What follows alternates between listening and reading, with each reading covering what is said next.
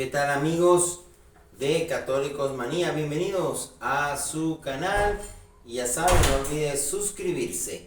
Y hoy quiero hablarles de la patrona de América Latina, Nuestra Señora de Guadalupe, o la Guadalupana, como dicen de manera mucho más cercana, la Virgen de Guadalupe, la Morenita del Tepeyat. Recordemos que las advocaciones son formas de sentirnos un poco más cercano a la Virgen María, de acuerdo al sitio donde aparezcan y todas estas cosas, ¿no? Cabe destacar que ya las advocaciones de Señora de Guadalupe existían en España, ¿verdad? Tiene su historia allí, la Virgen de Guadalupe, aunque físicamente la representación es muy distinta a la guadalupana de México, pero ya era una advocación española, ¿no?, que existía. Ahora bien, vamos a hablar un poco de la Virgen, nuestra Virgen Morena, como también le dicen los mariachis. Vamos a hablar de esta Virgen Santísima, de esta advocación que hacemos y que celebramos cada 12 de diciembre, ¿no? Con todas las manifestaciones artísticas, culturales, religiosas, ¿verdad?, litúrgicas que pueden darse. La Virgen de Guadalupe es la primera aparición en continente americano. Se da en el año de 1531. Son los primeros años de la conquista española. Recordemos que Colón llega a América el 12 de octubre de 1492.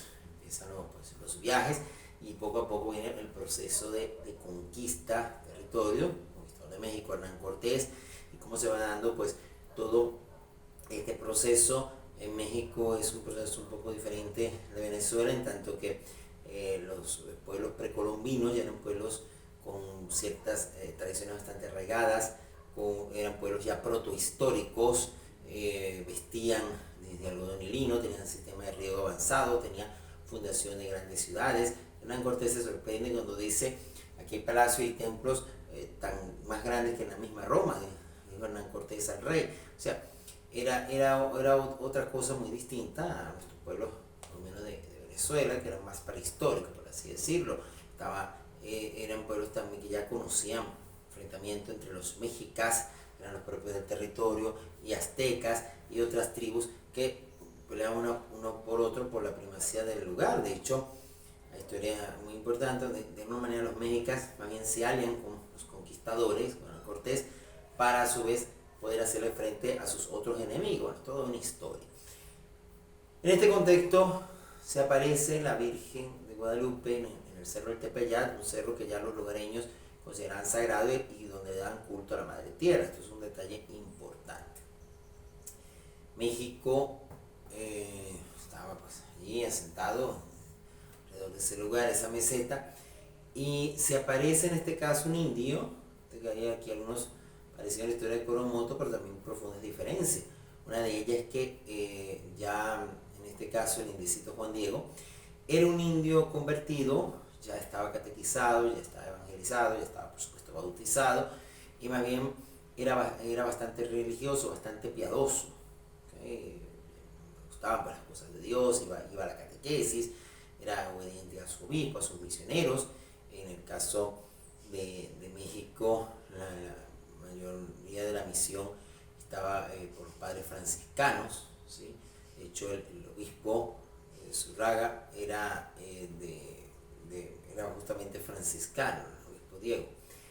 Lo cierto es que Juan Diego se le aparece esta Virgen, le aparece allí en el Tepeyat y le dice que vaya donde el señor obispo y le diga que ella quiere un templo en ese lugar. Juan Diego quizás no tiene mucha idea de quién era, pero se siente llamado a obedecer a esta niña preciosa. Mi niña dorada, la más hermosa de mis hijas, decía él, porque inocentemente él iba repitiendo, muy inocente, muy noble, muy ingenuo, y así como ella lo trataba, pues él la trataba a ella, a Juan Diego, el más pequeño de mis hijos, y él le contestaba de la misma manera. Y él va donde el obispo, consigue llegar allí y le dice, y por supuesto el obispo duda de lo que Juan Diego le dice, pero le pide una prueba. Le dice: mira, tráeme una prueba de que eso es así. Juan Diego vuelve y la Virgen le dice exactamente lo mismo, que vuelva y le diga al obispo que, que le haga, que le construya templo en este lugar, que es la Madre de Dios quien lo envía. El obispo duda y le dice que si es verdad la aparición le traiga rosas de ese lugar. En ese momento, en ese periodo del año, no habían rosas allí. El obispo sabía que le estaba pidiendo un imposible, aparentemente, o sea, lo que de serlo tenía que ser un evento muy milagroso porque ahí no habían rosas, lo que él estaba pidiendo. Juan Diego regresa y le pide a la Virgen que le dice mañana que tendrás la muestra que el obispo te pide. Pero sucede, Juan Diego vivía con su tío y este tío enferma gravemente y la mañana que el indio tiene la cita con la morenita del Tepeyat, el tío amanece enfermo y él se va corriendo al médico. Y a veces sí nos pasa también a nosotros, que a veces los eventos de la vida, las preocupaciones, el carro que se dañó, el niño que se enfermó, pues lo primero que siempre termina quedando por fuera es la cita con Dios. Es que no pude ir a misa porque es que tuve que irme a... Cuando te cargan las cosas de Dios, Dios se encarga de las tuyas. Y es un poco lo que la Virgen le hace saber al indicito. Se le aparece. Lo mío, Juan Diego, no es pequeño en mis hijos. ¿De dónde vienes y de dónde vas? Aquí estoy yo que soy tu madre. Regresa, cerró el Tepeyat. Y el indio va al cerro y consigue rosas, cuando no había rosas, como dice la canción de la Guadalupana, y agarra sus rosas y las guarda en una yate. Está vestido con una yate, un manto grande que cubría como una gran ruana, y allí se lleva sus rosas. Ya por sí las rosas por sí solas era un prodigio por lo que había explicado antes. Sin embargo, no se debe esperar algo, y es que la Guadalupe también visita al tío del indio, Juan Diego, y cuando éste regresa, después de todos los acontecimientos, lo va a conseguir sano. Se da cuenta que María ha actuado, María ha cumplido su parte, ¿sí? También aquí la Virgen pues entra en una casa, un poco parecido a la historia de la Coromoto. Lo cierto es que el indio llega donde el obispo y cuando se quita su ayate, cuando se lo descubre, se lo extiende para que vea las rosas, no solamente aparecen las rosas, que ya por sí era un prodigio, sino que María que estaba grabada en el ayate de Juan Diego. Ese manto, que durante ya casi 500 años está allí venerando, rindiéndole culto en la Basílica de la Guadalupe, allá en Ciudad de México. Allí estaba ese manto, bello, imponente. Por supuesto que el obispo no queda más remedio que creer en lo que Juan Diego le dice y mandaba a construir la iglesia allá en el cerro del Tepeyat. Y comienzan todos los lugareños a rendirle culto a la Virgencita de Guadalupe, la Virgen Morena. La Virgen que apareciendo morena, apareciendo mestiza, tomando el color de los indios, demuestra que todos somos iguales, demuestra que en Cristo no hay diferencia de raza, ¿verdad? No hay diferencia entre judíos y no judíos, esclavos libres, sino que todos somos uno en Cristo Jesús. El blanco, el indio, el negro, todos son hijos de Dios. Nos llama a la unidad de los pueblos, un pueblo tan dividido entre conquistadores y conquistados, entre los pueblos indígenas unos con otros. María se presenta allí con rasgos dignistas, con rasgos morenos, con rasgos mestizos.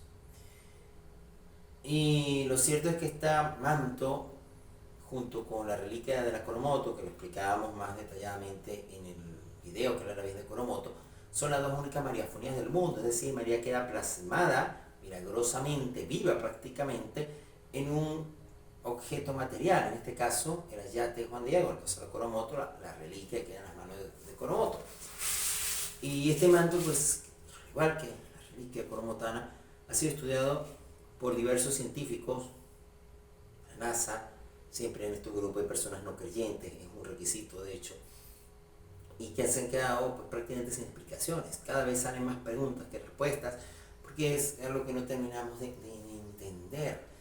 El iris, la Virgen de Guadalupe, está vivo. Cuando se estira, cuando se le pone el microscopio y se estira, se ve claramente en los ojos la imagen de lo que está viendo Juan Diego. Recuerden que ella está plasmada ya de Juan Diego, o sea, la visión de la Virgen, la visión de Juan Diego. ¿Qué está viendo Juan Diego? Al obispo, monje que está al lado del obispo y a otras personas que están allí, y eso es exactamente lo que se ve allí. Imposible que en un espacio tan pequeño ningún pintor pueda plasmar esa escena completa lo que supuestamente veía y se permanece allí. Es que el iris queda grabado por segundos la última imagen que la persona ha visto, ¿no? Y esto está allí por siglos y se ha visto y hemos visto la escena y conocemos la cara de ese obispo gracias a eso que está en el manto. Es una cosa impresionante.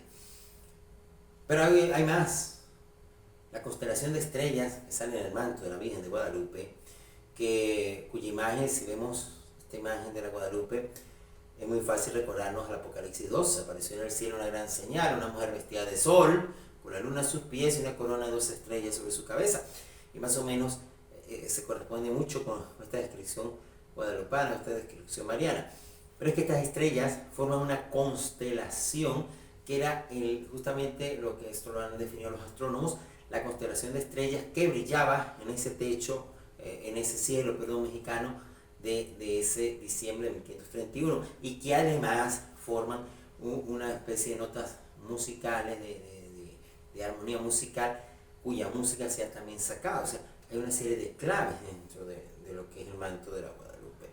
El hecho que está la media luna, por supuesto, que podemos recordar la media luna del Apocalipsis, que en otras vocaciones marianas sale, pero aquí tiene eso como para ponerla, ¿no? Pues como la señora de la creación y todas estas cosas, pero también aquí tiene un sentido más, porque la palabra México, de hecho, significa ombligo de la luna.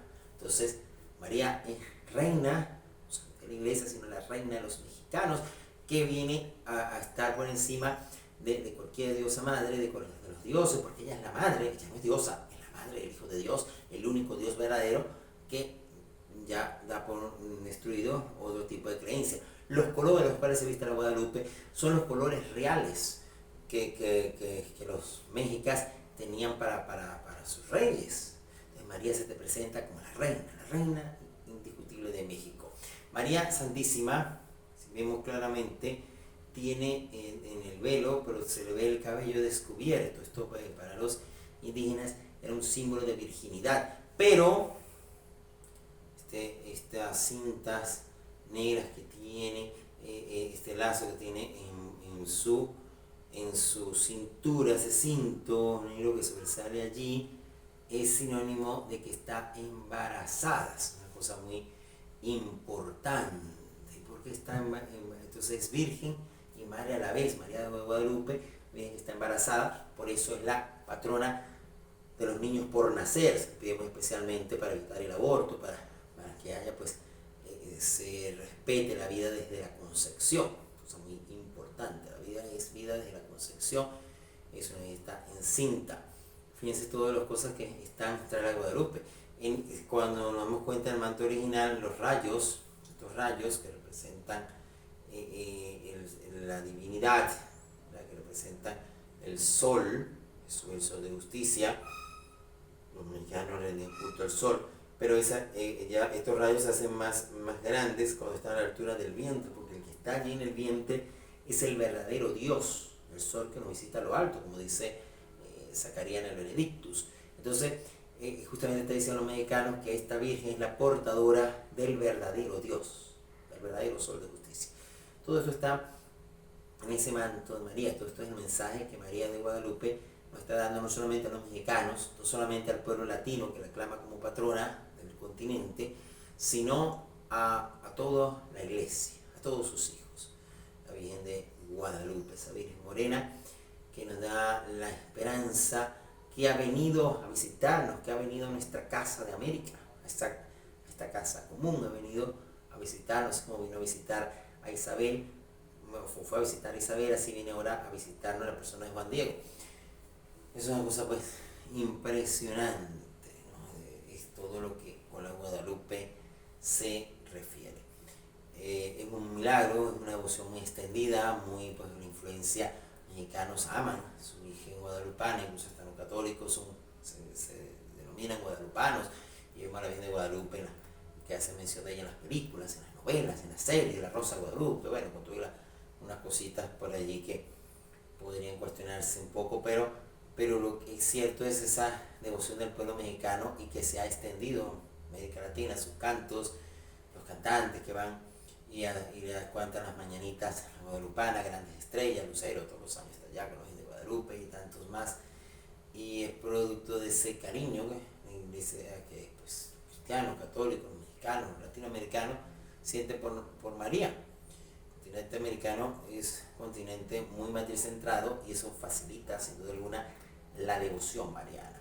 María, Madre de Dios y Madre nuestra. A ella le pedimos que nos dé siempre su santa bendición. Hasta la próxima entrega.